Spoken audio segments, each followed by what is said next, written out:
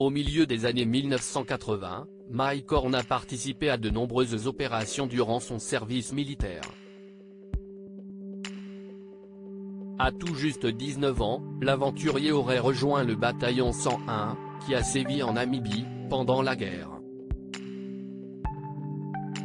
Jeudi 19 janvier 2023, à travers un documentaire, la chaîne RTS s'est longuement intéressée à cette période de la vie de Mike Horn. Face à la caméra, Val de Val, un ancien officier du 101 a raconté, « C'était notre boulot. On était considéré comme la meilleure unité de contre-insurrection au monde. C'était la guerre, donc forcément il y a eu des choses désagréables. Non seulement, on se tirait dessus, mais on se roulait dessus. Les ennemis ne pouvaient pas nous rouler dessus, car ils étaient au sol. Mais nous avions des véhicules. Et l'arme du conducteur, CST son véhicule. Donc si quelqu'un le visait, il n'avait pas le temps de s'arrêter, il lui roulait dessus. CST comme ça, CST la guerre. » Face caméra, Mike Horn s'est défendu. C'était il y a tellement longtemps.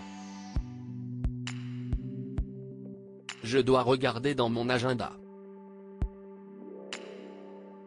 Je ne suis pas sûr que j'étais présent, a-t-il bafouillé.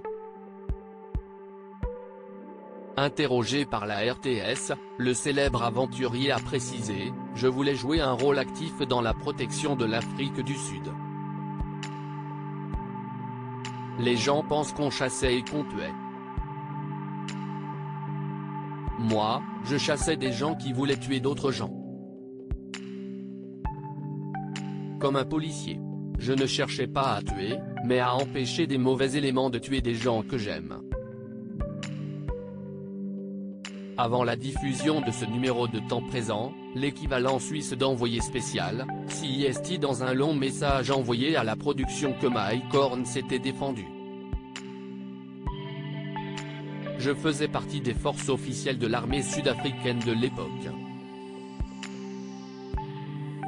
J'y effectuais mon service militaire obligatoire.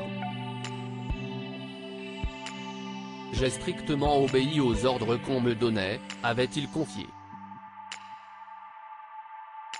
Mike Horn, j'assume parfaitement tout ce que j'ai fait dans ma vie. Dans ce long message, l'aventurier avait précisé, je n'avais pas un amour particulier pour le régime de l'apartheid. Je n'ai fait que remplir mon devoir civique.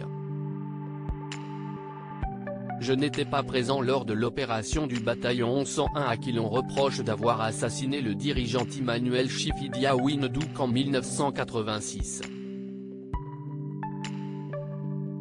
Je n'ai jamais soutenu le régime de l'apartheid, non seulement durant mes obligations militaires, mais également une fois celle-ci accomplie. Je n'ai jamais entretenu de relation avec le bataillon 101 ni avec ses membres.